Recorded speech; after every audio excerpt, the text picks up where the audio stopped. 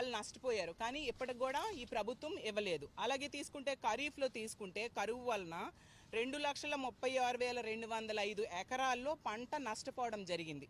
అందులో 666 మంది రైతులకి 31.53 కోట్ల పరిహారం ఇవ్వాల్సిన అవసరం ఉంది. కానీ ఇప్పటి వరకు ఇవ్వలేదు. అంటే జూలైలో జరిగినా ఇంతవరకు మార్చి వచ్చేసినా ఇవ్వని పరిస్థితి మనం చూసాం. అలాగే అక్టోబర్లో అకాల వర్షాలు మళ్ళీ వచ్చాయి. అప్పుడు 25,152 ఎకరాల్లో పంటలు దెబ్బతినడం జరిగింది. ఈ రాష్ట్రంలో 16,504 మంది రైతులకు 14.42 కోట్ల పరిహారం ఇవ్వాలి. వాళ్ళు నష్టపోయారు. కానీ ఇప్పటికి కూడా ఈ ప్రభుత్వం ఇవ్వలేదు. అలాగే తీసుకుంటే ఖరీఫ్లో తీసుకుంటే కరువు వలన 2,36,205 ఎకరాల్లో పంట నష్టపోవడం జరిగింది. అందులో 1,41,389 మంది రైతులకు 143.10 కరువు సాయం అందించాల్సిన అవసరం ఉన్న ఈ రోజు కూడా ఈ ప్రభుత్వం అందించిన పరిస్థితి మనం క్లియర్గా చూసాం. అలాగే నవంబర్లో పెంజల్ తుఫాన్ వచ్చింది. దానివల్ల 21,713 ఎకరాల్లో పంటలు దెబ్బతినడం జరిగింది. అందులో 14,437 మంది రైతులకు 11.43 కోట్ల రూపాయలు రైతులకు అందించాలి. అది కూడా ఈ రోజుకి ఇవ్వలేదు. అలాగే డిసెంబర్లో వచ్చిన అధిక వర్షాల వలన దెబ్బతిన్న 16,173 ఎకరాలకి 10,118 మంది రైతులకి ఇవ్వాల్సిన 7,61,00,000 కూడా పెండింగ్లో పెట్టడం జరిగింది. అలాగే రబీ 2023-24లో తీసుకుంటే 4,12,803 ఎకరాల్లో నష్టపోయారు రైతులు.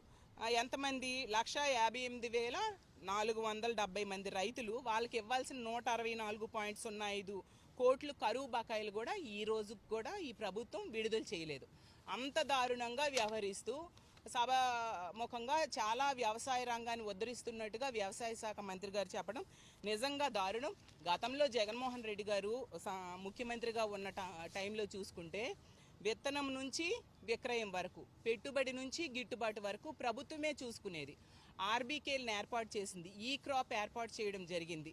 రైతుకి ఆదుకోవడంలో ఆ ప్రభుత్వం ఎంతగానో ముందుండడం వలన వ్యవసాయ రంగంలో గతంలో ఎన్నడూ లేనట్టుగా వృద్ధి రేటు 12.97% ఈ రాష్ట్రంలో జగనన్న ముఖ్యమంత్రిగా సాధించడం జరిగింది. గతంలో ఎన్నడూ ఇంత ఎక్కువ వృద్ధి రేటు లేదన్నమాట. అంత చక్కగా వృద్ధి రేటు సాధించాము అంటే ఎంతగా వ్యవసాయ రంగాన్ని గతంలో వైఎస్ఆర్ కాంగ్రెస్ పార్టీ అధికారంలో ఉండేప్పుడు ఆదుకుంది వ్యవసాయ రంగాన్ని అనేది మనం అర్థం చేసుకోవచ్చు. ఇదేదో నేను ఇచ్చిన ఫిగర్స్ కాదు, ఇది ఆర్బీఐ కేంద్ర ఆర్థిక శాఖ ఇచ్చిన రిపోర్టు. దీన్ని బట్టి మనం అర్థం చేసుకోవచ్చు ఎంత మేలు చేసింది జగనన్న ప్రభుత్వం అనేది మనం అర్థం చేసుకోవచ్చు. జగన్మోహన్ రెడ్డి గారు ముఖ్యమంత్రిగా ఉండేప్పుడు మనం తీసుకుంటే ఉచిత పంటల బీమా ఇచ్చేవారు. మనందరము చూసాం. ఉచిత పంటల బీమా ఇవ్వడమే కాకుండా 0 వడ్డీ రుణాలు ఇవ్వడం జరిగింది. రైతు భరోసా కేంద్రాలను తీసుకొచ్చి నాణ్యమైన విత్తనాలు, ఎరువులు ఇచ్చిన పరిస్థితి మనందరం చూసాం.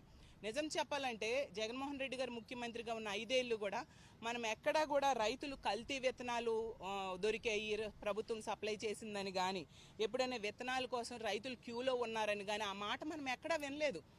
మేము ఛాలెంజ్ చేసి చెప్పగలం. అంత చక్కగా నాణ్యమైన విత్తనాలు ఇచ్చారు. రైతులకి ఇంటికి దగ్గర తీసుకెళ్ళి ఇచ్చినంత చక్కగా ఆర్బీకేల ద్వారా వాళ్ళకి ఎటువంటి వెయిటింగ్ లేకుండా విత్తనాలు, ఎరువులు కూడా ఇవ్వడం, మనందరం పెస్టిసైడ్స్ కూడా ఇవ్వడం మనందరము చూసాం.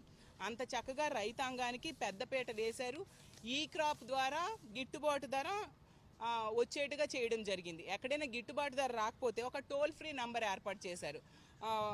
1907 అనేసి ఒక టోల్ ఫ్రీ నంబర్ ఏర్పాటు చేయడం జరిగింది. అప్పుడు గవర్నమెంట్ ఆ టోల్ ఫ్రీ నంబర్ కనుక కాల్ చేస్తే గవర్నమెంటే కొనుగోలు చేసేది.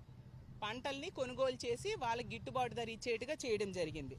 అంత చక్కగా చేస్తే ఇప్పుడు ఈ ప్రభుత్వం వచ్చాక ఆర్బీకేలు నిర్వీర్యం చేశారు. దానికి అనుసంధానంగా ఉన్న ఇంటిగ్రేటెడ్ ల్యాబ్స్ను కూడా ఈరోజు నిర్వీర్యం చేయడం జరిగింది. అసలు గతంలో జగనన్న ముఖ్యమంత్రిగా ఉండేప్పుడు ఒక కల్తీ విత్తనాలు, ఎరువులు లాంటివి ఇవ్వాలంటే భయపడేవారు. ఎందుకంటే ప్రభుత్వం ఒప్పుకోదు కల్తీ విత్తనాలు ఇవ్వడానికి అనేసి భయపడేవారు. ఈరోజు ప్రభుత్వం అసలు ఆర్బీకేల ద్వారా నాణ్యమైన విత్తనాలు, ఎరువులు సప్లై చేసే వ్యవస్థనే ఈరోజు నిర్వీర్యం చేసేస్తూ ఉండే పరిస్థితి మనం చూస్తూ ఉన్నాము. కాబట్టి ఇన్పుట్ సబ్సిడీ అనేది ఆ సీజన్ ముగిసేలోపే జగనన్న ముఖ్యమంత్రిగా ఉండేప్పుడు ఇచ్చేవారు.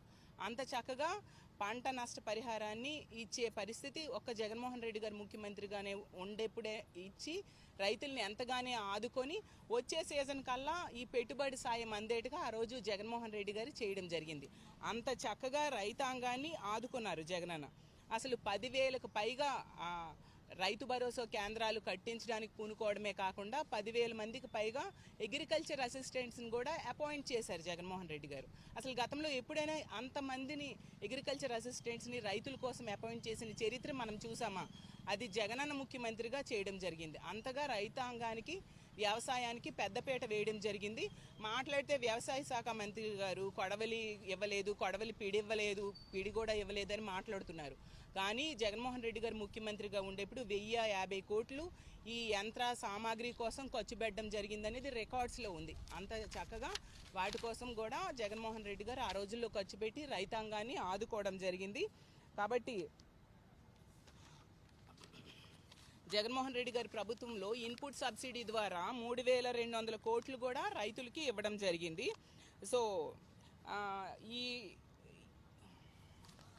ఈ విధంగా ఎంతగానో జగన్మోహన్ రెడ్డి గారి ముఖ్యమంత్రిగా ఉన్న పరిపాలనా కాలంలో రైతాంగం ఎంతో చక్కగా వ్యవసాయం చేసేది. వ్యవసాయం అనేది ఒక పండగ వాతావరణంలో చేసుకునేవారు. ఈరోజు తీసుకుంటే కేవలం 10 నెలల్లోనే వ్యవసాయ రంగం నిర్వీర్యమయ్యేట్టుగా ఈ కూటమి ప్రభుత్వం చేస్తూ ఉంది. ఎన్నికల టైంలో కూడా ఎన్నో అలవికాని హామీలు ఇచ్చి, చెయ్యని హామీలు ఇచ్చి రైతాంగాన్ని మోసం చేసి ఈరోజు రైతుల జీవితాలు తలక్రిందులయ్యేట్టుగా చేశారు. ఎప్పటికైనా అబద్ధాలు చెప్పడం మానేసి మేనిఫెస్టోలో ఇచ్చిన అంశాలన్నీ కూడా దానికి సరిపోయిన అమౌంట్స్ని బడ్జెట్లో కేటాయించి రైతాంగాన్ని ఆదుకోవాలి, ఇన్పుట్ సబ్సిడీ ఇవ్వాలి, అలాగే పెట్టుబడి సాయం ఇవ్వాలి, రైతులకి గిట్టుబాటు ధర అయ్యేట్టుగా ఈ ప్రభుత్వం చేయాల్సిన